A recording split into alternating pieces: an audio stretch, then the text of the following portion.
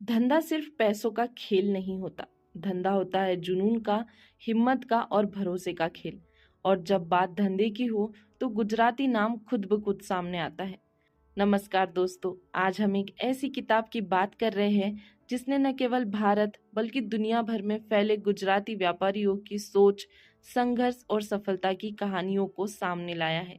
दोस्तों, इस किताब का नाम है Dhandha, how to Gujaratis do business, जिसकी लेखिका है शोभा बोंद्रे और इसकी भूमिका लिखी है महेश भट्ट ने।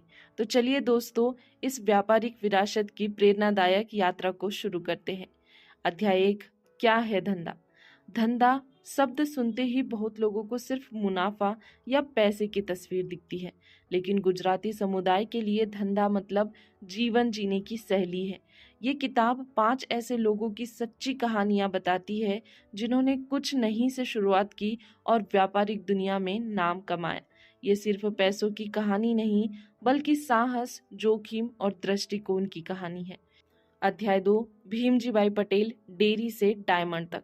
पहली कहानी है भीमजी भाई पटेल की, जो एक छोटे से गांव से निकलकर अमेरिका के हीरा व्यापार का बड़ा नाम बने। भीमजी भाई जब अमेरिका पहुंचे, उनके पास पैसे नहीं थे, ना ही अंग्रेजी का ज्ञान, लेकिन उनके पास था सीखने का जज्बा। वो एक डेयरी में झाड़ू लगाते थे, बर्तन धोते थे और साथ साथ हीरे के व्यापार को समझते रहे।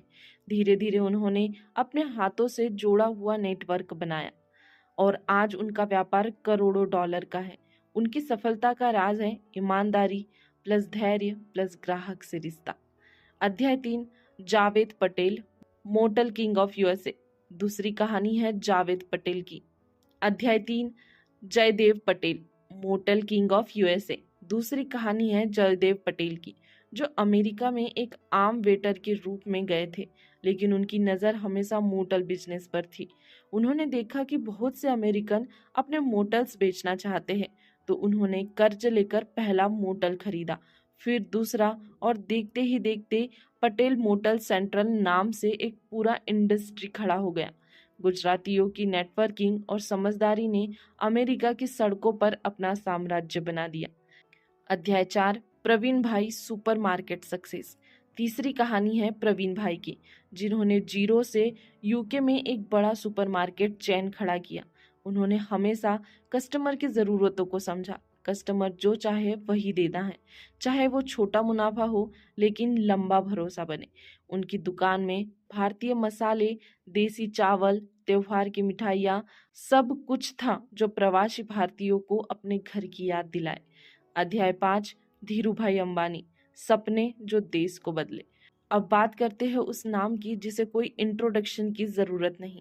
धीरूभाई अंबानी एक पेट्रोल पंप अटेंडेंट से शुरू होकर रिलायंस जैसा साम्राज्य बनाने वाले धीरूभाई अंबानी ने धंधे को विजन से जोड़ा।